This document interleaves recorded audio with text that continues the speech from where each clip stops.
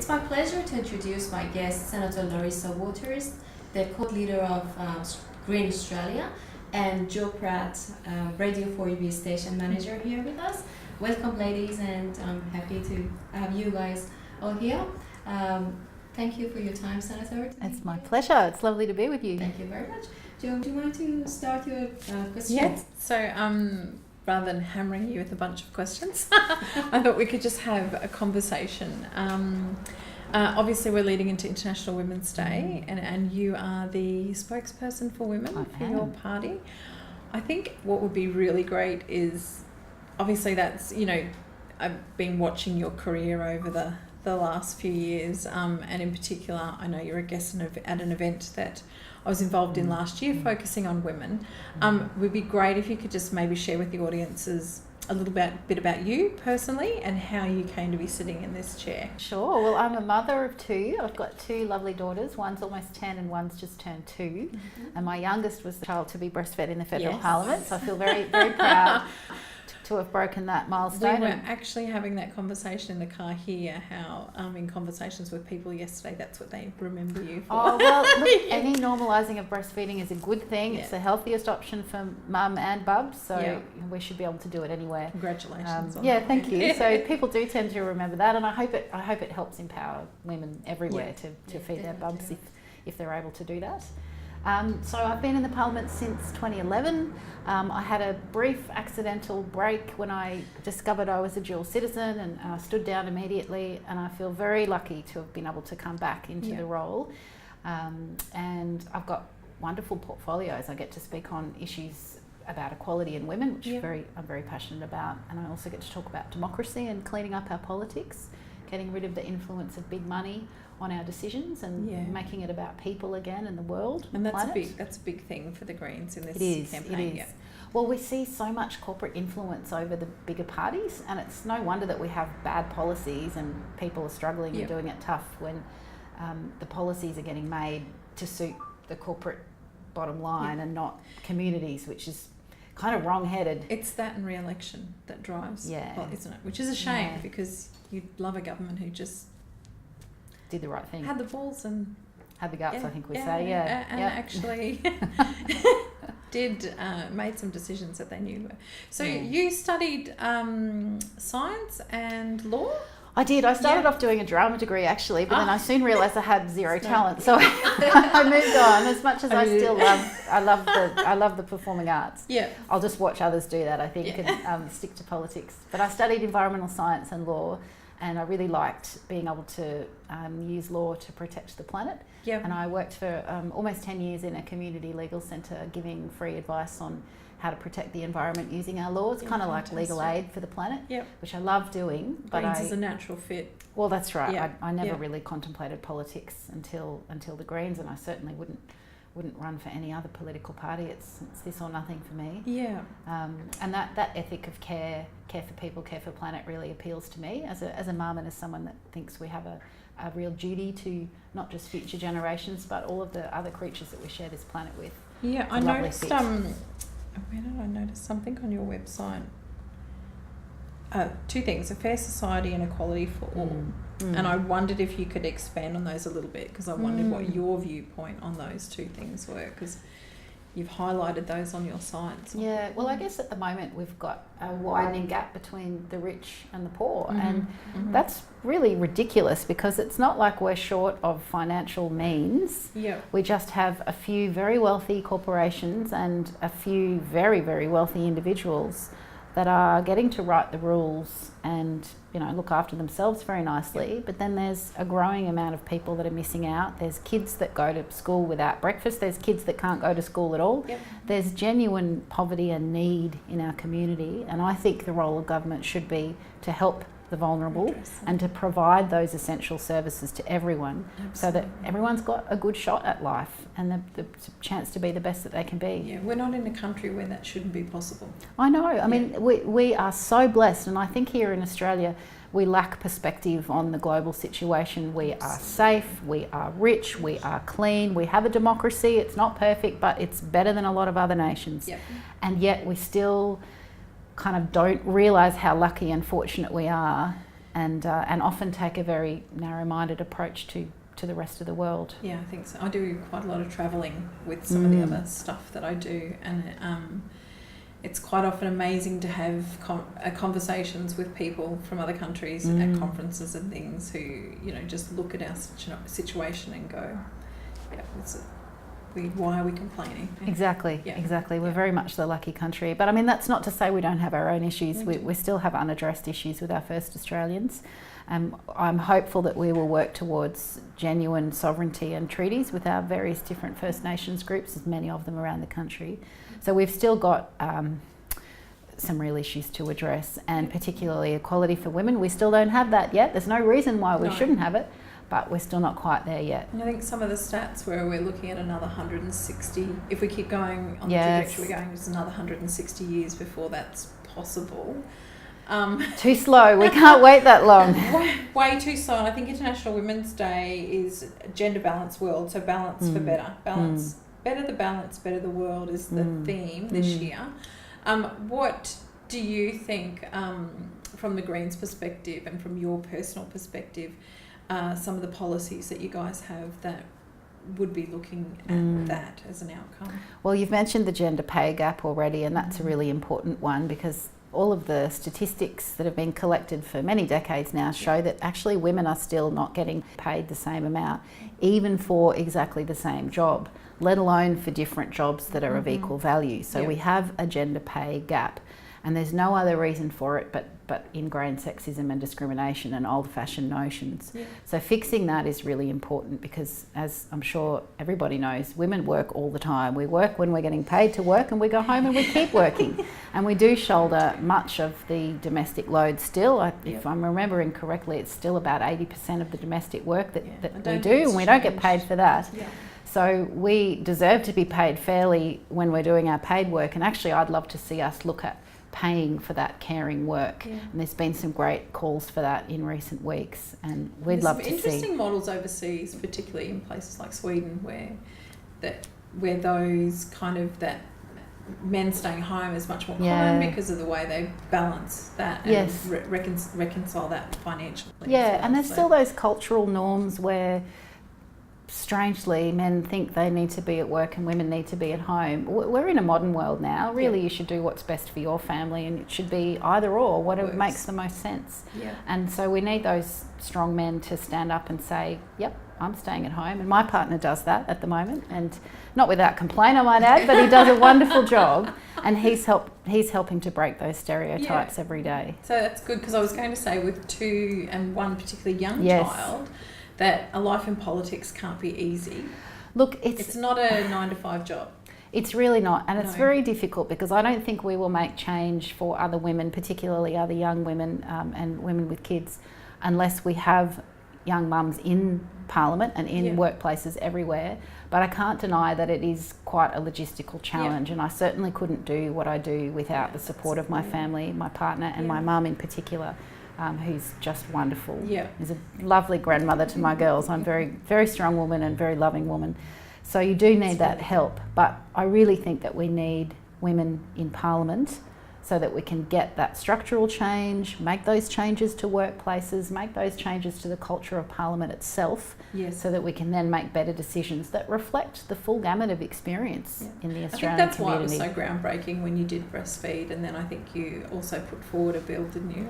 I did. I was trying to hold off, but you know what babies are like. They don't wait when they're hungry, so I had to multitask, and I managed, thankfully. Fantastic. It was fantastic. So one of the things with that theme for International Women's Day is obviously they're talking about the boardroom, government, and then media coverage, employees, wealth and sports coverage. I know the Queensland government, Anastasia Palaszczuk, has been quite... she's been quite driven in terms of board representation. And do you think, I think that's a good first step, because it's often that representation at that upper level which will actually reap some changes, one would hope, down the line. But she's done quite a good job in terms of government boards and having that. I think they're over 50-50 now. I think they made 54% of all Queensland government boards have gender parity. What should be their next step? Look, that's such a great question, and I do want to commend the Queensland Government for the work they've done in this space, and in particular to have 50-50 women in the Cabinet. Nowhere else in Australia has that, and we here in Queensland have that, so credit where credit is due. I think they've been groundbreaking in that, and the fact that we've recently just had some changes to our pregnancy termination laws and that we've got abortion out of the criminal code, again, very, very overdue, but very welcome that that's now happened. So they've been doing some good work in that space. And I do think it's important that we have women in those senior positions, because you can't be what you can't see. And for the next generation of women, for the younger women, they need to see themselves in all different careers to know that that's a legitimate aspiration that they can have. So it's important from that perspective. But I also want to make sure that women who are in low incomes, who are working long hours, getting paid absolutely nothing, they need policies to help them as well. And at the moment, we're not valuing those types of professions, whether it's childcare, whether it's cleaners, whether it's caring work in the home or in aged care. Some of the worst paid jobs. That's right, they're the worst paid jobs, and actually they're some of the most important. You know, those caring roles really shape the kind of community that we are, and they influence the culture and who we are going forward. When my kids were young, and I have a friend who does childcare, when I found out what sort of salary she was on, I was horrified. Yes. Like, these are the people we entrust our kids to for sometimes up to 8 or 9 and not just hours to keep a them day. safe, but to influence their values and to teach them about leadership, about relationships, about self-confidence, about teamwork, those crucial skills that will shape what our society is like in future. And the future, it's a huge responsibility. It is, and I mean, they manage it with aplomb. Hats off to them. I certainly couldn't manage a room full of toddlers. Me either, I'm out. Absolutely. All right, can I ask a question? Yes, please. Let's travel 60,000 kilometers further to Iran, to my country. So in my country, there are a lot of talented women which they're facing some rules from the government that they've been banned from the things that is normal in Australia society. And I can see that they're getting first steps to start their path to, break that taboos and, start the things, singing on the scene, being presented as they wish, like clothes and everything. So as a lady, as a senator that broke the taboos in the parliament and do the breastfeeding, which was maybe a taboo before. So what do you think, what would you like to say to the Persian women that's, starting their path to this sort of path? I would say thank you for your strength and for your determination, and please hold firm against any sort of backlash, whether that's from your immediate family or from your government, because know that you are blazing the trail for women to come. And it's going to take every single one of us, and I hope that we can stand in solidarity with Iranian women and women globally to say you have a place wherever you want to be, whether that's in public life, whether that's equality in your private sphere. We hold up half the sky, and we have a massive contribution to make, and we are equal. It's not something we should have to fight for. We are equal, and we need those old systems and structures to recognise that and to allow us to have that platform. So the courage that Iranian women are showing, and particularly really calling out that outdated nonsense that doesn't value women's contribution, it's very powerful. It's helping a lot of other women everywhere, and please keep doing it. And I think we have a responsibility as women who have that freedom to be that support as however we can, because there's quite a few artists that I know from the Iranian community females who come here so that they can pursue their passion, because they're not allowed to do that. That's right. And I've got a discussion last night with a couple of friends about what women are behaving in facing these sort of problems. Sometimes women in Iran are accepting these sort of violences against them, and that's the thing that we're trying to tell them, that do something by yourself, don't accept it. Talk about what you like and what clothes are you interested to wear. That's the thing, that it's a kind of self-confidence that the women doesn't have, and we are trying to talk about it more in the program? Yeah, I think that's so important because we make culture every day. Culture's not static. It's something that we, with our behaviour and our actions and our beliefs and attitudes, we remake it every day. And whilst I accept the enormous pressure that women are under, and I don't wish to downplay that, I know how gutsy you have to be to stand up for what you see as your rights. It's just so important that you find that courage to do it, because otherwise nothing will change. And the more we see women owning their space publicly, speaking up for what their views are, wearing what they want to wear, being in what public area they want to be in, the more that happens, the more it will become normal, and then gradually that culture will change. And the government might even eventually say, oh, okay, we were wrong, women are all right, you know, why don't you come and join us in Parliament? So that's how change happens. It can be very slow and painstaking and hard, but it's got to be done. And every single person can contribute to that. Yeah, right. Would you like to add anything in your message? Yeah, look, you mentioned the issue of violence against women, and I want to raise that because sadly that's a real problem globally. And here in Australia we have some pretty bad statistics. It's 1 in 3 women live with violence from a partner or a former partner. But even in some of our regional communities, in Papua New Guinea, for example, the statistics are more like 9 in 10 women. So we have a global epidemic of violence against women. And it's really important that governments everywhere provide the services that women need in order to escape from that. Often women have to choose between being safe or being homeless. And that's not a choice that anyone should have to make. We had quite a lot of funding cut not that long ago to frontline service provision. That's right, about 5 years ago now. At both levels of government. Exactly. And I don't think that has been redressed yet. There's been some movement, but it's not even back to the levels it was before. That's exactly right, Jo. About 5 years ago, the federal government cut some of that money for housing services, so women's refuges, and for women's legal services.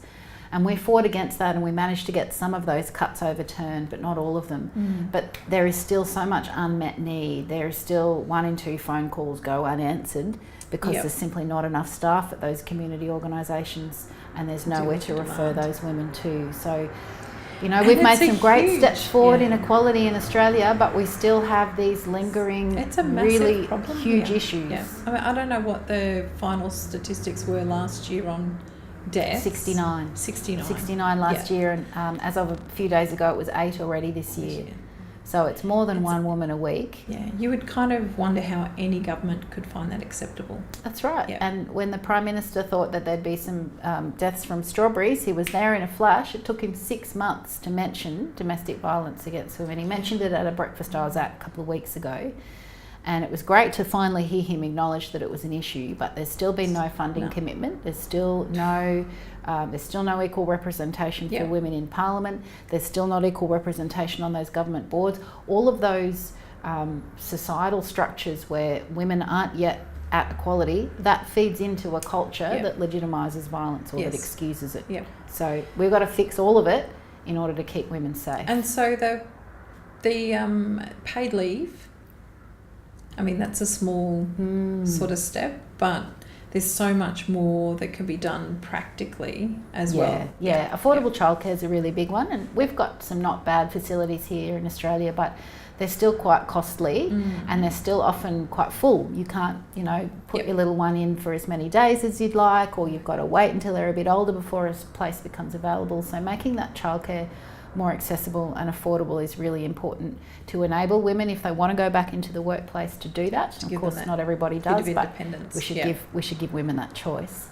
And paid parental leave, it's been a good initiative, but it's not a lot. And it's not for a full 6 months, and there's no superannuation paid on it. So again, we think it should be for 6 months at least, and we think you should pay superannuation on it, because you shouldn't be financially penalised for the caring work that you do. And we know that by the time you reach retirement, women are retiring with about half as much super. And it's because we take those breaks from our career to have children more so than men do. It's kind of double, isn't it? It's a double-edged sword. You're already getting a lower pay. That's right. In a lot of fields, and then you lose. And then you're working like stink at home, but you're not getting financially rewarded for that. So we're lots the lucky to work country, on. but we have a lot That's to right. That's do. right. We've got a Yeah. lot of privilege and a lot of We still blessings, do. but we do need to keep working for equality Yeah. for women and for all sorts of groups that are not in the majority. Absolutely. But we'll get there. Awesome. There's a lot of good people that want this and a lot of people that are working for it. Well, Yeah, especially It's, migrants are happy with that. Yeah. Yeah. All right.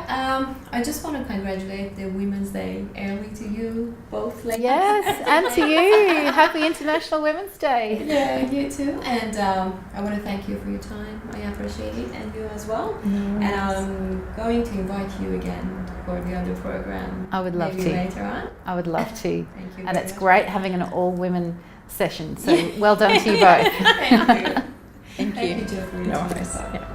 Thank you. Thank you.